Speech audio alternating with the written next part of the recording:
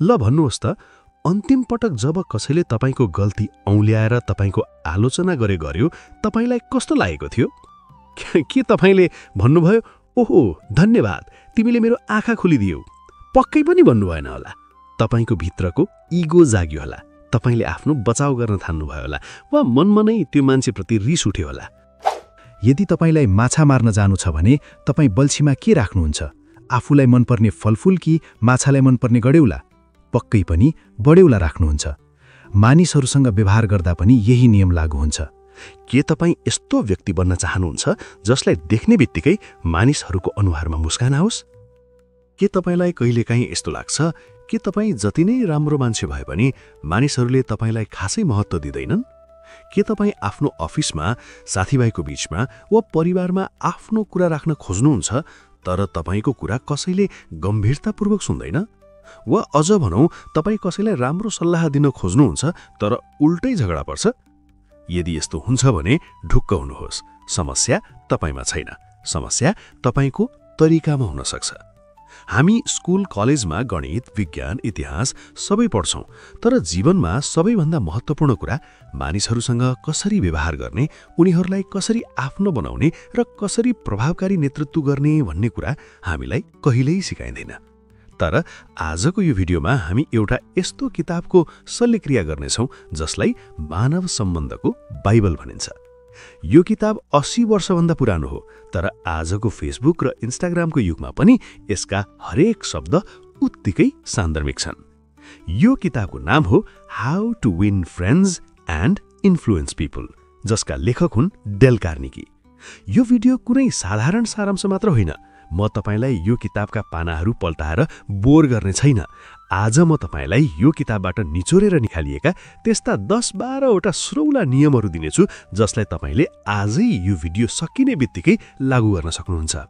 र विश्वास गर्नुहोस्, यदि तपाईले यी नियमहरूमध्ये 50% मात्र पनि आफ्नो जीवनमा लागू गर्नुभयो भने मानिसहरू तपाईसँग बोल्न मरिहत्ते गर्नेछन्, तपाईको कुरा सुन्नेछन् र तपाईलाई एक प्रभावशाली व्यक्तिको रूपमा लिनेछन्। त्यसैले यो भिडियोलाई अन्तिमसम्म हेर्नुहोस्, किनकि आज हामी मानिसहरूको मन जित्ने कला सिक्दैछौँ।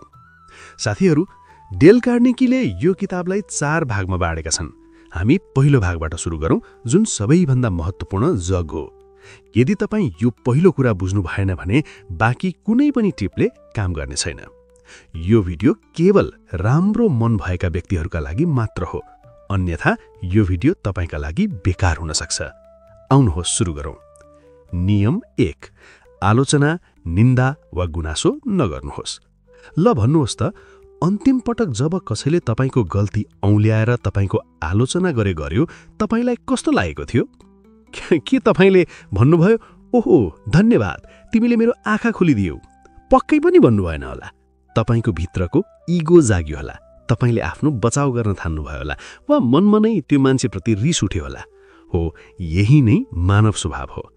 डेल कार्नेगी भन्छन्, आलोचना गर्नु भनेको हुल्लाक मार्फत पठाइएको परेवा जस्तै हो, यो सधैँ घर फर्केर आउँछ। जब हामी कसैको आलोचना गर्छौँ, हामी उनीहरूको आत्मसम्मानमा चोट पुर्याउँछौँ, अनि घाइते भएको आत्मसम्मानले कहिले पनि तपाईको कुरा मान्दैन।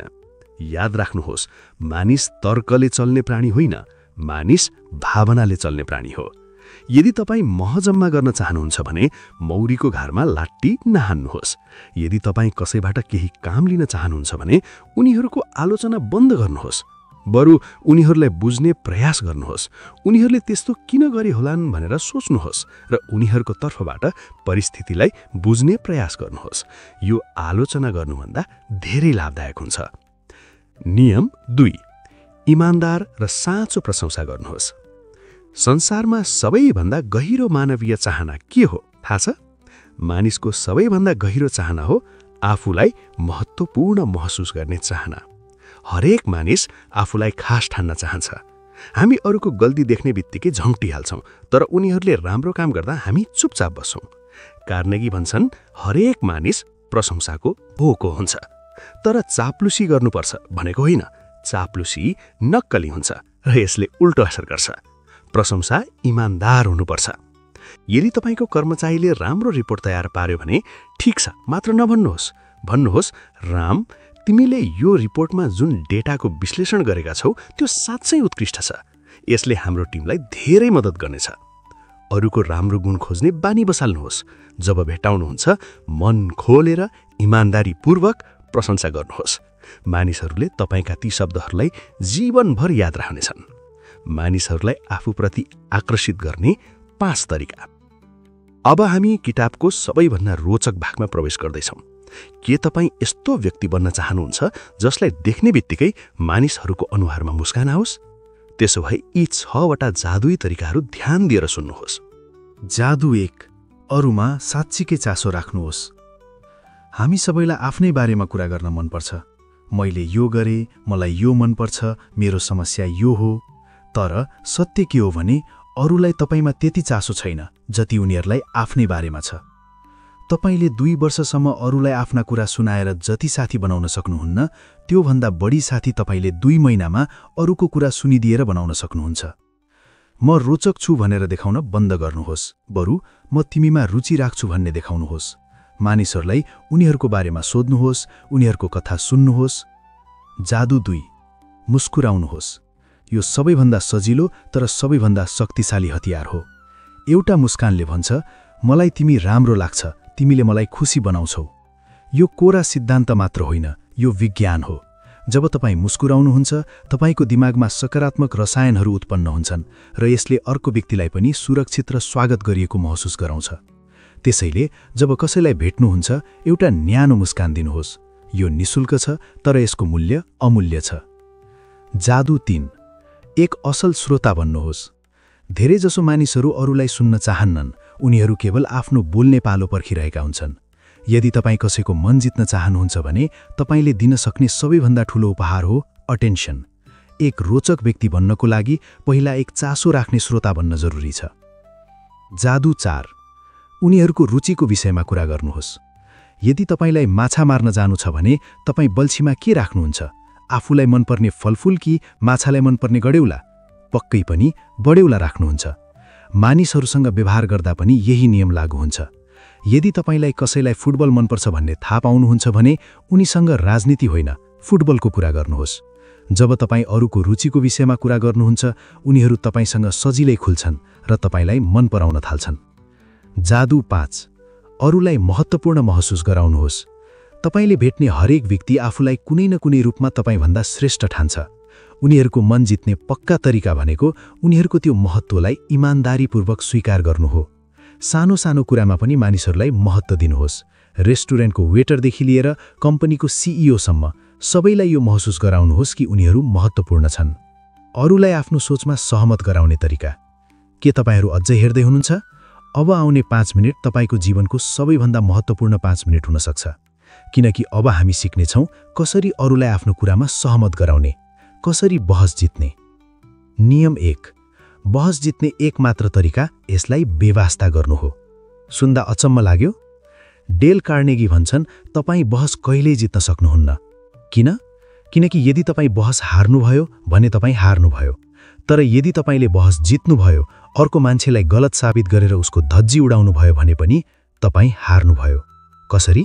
किनकि तपाईले उसको आत्मसम्मानमा चोट पुर्याउनु भयो। उसले तपाईको जितलाई मन पराउँदैन। अनि याद राख्नुहोस्, आफ्नो इच्छा विरुद्ध सहमत भएको मान्छे मनभित्र अझै पनि पुरानै विचारमा अडिको हुन्छ। बहसबाट भाग्नुहोस्। जसरी तपाईँ विशाली सर्पबाट भाग्नुहुन्छ, त्यसरी नै बहसबाट टाढा रहनुहोस् र समझदारी र मेलमिलापको बाटो रोज्नुहोस्। नियम 2, तिमी गलत छौ भनेर कहिल्यै नभन्नुहोस्। कसैलाई सिधै तिमी गलत छौ भन्नु भनेको उनीहरूको बुद्धिमत्ता, निर्णय क्षमता र आत्मसम्मानमा सिधै मुक्का हान्न जस्तै हो। यसो गर्दा उनीहरू तपाईसँग सहमत हुँदैनन्, बरु उल्टै तपाईमाथि जाइलाग्छन्। यदि तपाईलाई कोही गलत छ भन्ने लाग्छ भने यसरी सुरु गर्नुहोस्। हेर्नुहोस्, मलाई अलिकति फरक लाग्छ, सायद म गलत हुन सक्छु, म धेरै पटक गलत हुन्छु। यदि म गलत छु भने मलाई सच्याउनुहोस्, आउनुहोस् बसेर कुरा गरौँ भनेर भन्नुहोस्। विनम्र बन्नुहोस्। म गलत हुन सक्छु भन्ने वाक्यमा जादुई शक्ति छ। यसले झगडालाई तुरुन्तै शान्त पार्छ। नियम 3, यदि तपाईँ गलत हुनुहुन्छ भने तुरुन्तै र स्पष्टसँग स्वीकार गर्नुहोस्। हामी आफ्नो गल्ती लुकाउन खोज्छौँ, तर जब हामी आफ्नो गल्ती अरूले भन्नुभन्दा पहिले नै आफै स्वीकार गर्छौं तब अर्को व्यक्तिको लागि लड्ने कुनै ठाउँ नै बाँकी रहँदैन। उनीहरूको इगोले तब मात्र सन्तुष्टि पाउँछ जब उनीहरूले तपाईलाई माफी दिएर महान बन्ने मौका पाउँछन्। यदि तपाईले ट्राफिक नियम तोड्नुभयो र पुलिसले समात्यो भने बहस नगर्नुहोस्, सिधै भन्नुहोस्, सरी सर, मेरो गल्ती भयो, मैले ध्यान दिइनँ। यसो भन्दा पुलिसको प्रतिक्रिया नरम हुने सम्भावना धेरै हुन्छ र तपाईसँग जरिवाना नलिन पनि सक्छ। तर यदि तपाईँ मुखमुखै लाग्नुभयो भने उक्त पुलिसले तपाईलाई कुनै पनि हालतमा जरिवाना तिराएरै छाड्छ, किनभने सबैको आत्मसम्मान हुन्छ र व्यक्तिले आफ्नो आत्मसम्मान बचाउनलाई जे गर्न पनि पछि पर्दैन। नियम 4, अरूको दृष्टिकोणलाई बुझ्ने प्रयास गर्नुहोस्। समानुभूति नै यो किताबको मुटु हो। कुनै पनि व्यक्तिले जे गर्छ उसलाई आफ्नै नजरमा त्यो सही लाग्छ। यदि तपाईले उसलाई किन त्यस्तो लाग्यो भनेर बुझ्न सक्नुभयो भने तपाईले उसको मनको वास्तविकता फेला पार्नुहुनेछ। कुनै पनि कुरामा असहमति जनाउनु अघि एक क्षण रोकिनुहोस्, आँखा बन्द गर्नुहोस् र सोच्नुहोस्, यदि म उसको ठाउँमा भएको भए मलाई कस्तो लाग्थ्यो होला, मैले कस्तो प्रतिक्रिया दिन्थेँ होला। यसो गर्नु त्यति सजिलो छैन, तर यदि तपाईले यो कला सिक्नुभयो भने तपाईले मानिसहरूलाई आफ्नो बनाउन सक्नुहुन्छ। त्यसो भए एक असल नेतृत्वकर्ता कसरी बन्ने त? यदि तपाईँ म्यानेजर हुनुहुन्छ, टिम लिडर हुनुहुन्छ वा अभिभावक हुनुहुन्छ भने तपाईले अरूको गल्ती सच्याउनै पर्ने हुन्छ। तर उनीहरूलाई नचिडियाई, उनीहरूको मन नदुखाई यो कसरी गर्ने? कार्नेगीले यसका लागि केही उत्कृष्ट तरिकाहरू दिएका छन्। तरिका 1, पहिले प्रशंसा अनि सुझाव। यसलाई स्यान्डविच टेक्निक पनि भनिन्छ। यदि तपाईले कसैको काममा सुधार गर्न भन्नु छ भने सिधै आलोचनाबाट सुरु नगर्नुहोस्। पहिले उनीहरूले गरेको कुनै राम्रो कामको इमानदारीपूर्वक प्रशंसा गर्नुहोस्, त्यसपछि बिस्तारै सुधार गर्नुपर्ने कुरा राख्नुहोस् र अन्त्यमा फेरि सकारात्मक कुराले टुङ्ग्याउनुहोस्।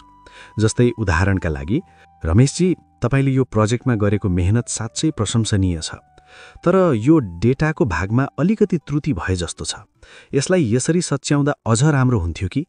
बाँकी सबै एकदम राम्रो छ, राम्रो काम जारी राख्नुहोस्। यसो गर्दा उनीहरूले आलोचनालाई सकारात्मक रूपमा लिन्छन्। तरिका 2, आदेश नदिनुहोस्, प्रश्न सोध्नुहोस्। होस्ट कसैलाई पनि आदेश मन पर्दैन।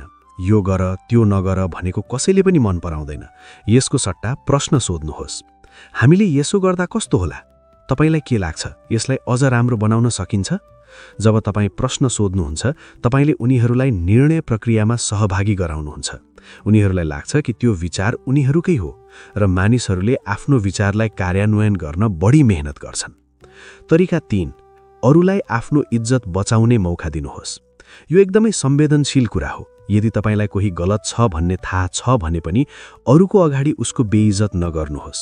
उनीहरूलाई आफ्नो गल्ती सच्याउने सम्मानजनक बाटो दिनुहोस्। यसका लागि तपाईँ ठिक छ, कहिलेकाहीँ यस्तो हुन्छ, यसलाई यसरी सच्याउन सकिन्छ भन्न सक्नुहुन्छ। यदि तपाईले कसैको इज्जत बचाइदिनु भयो भने उनीहरू तपाईप्रति सधैँ आभारी हुनेछन्।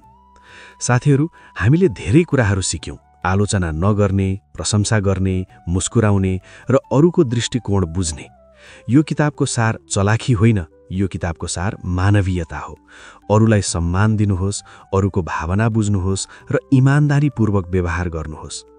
तपाईले आज सिकेका यी नियमहरूमध्ये कुन चाहिँ नियम तपाईलाई सबैभन्दा बढी मन पर्यो र कुन नियम तपाईँ आजैदेखि लागू गर्ने सोचमा हुनुहुन्छ?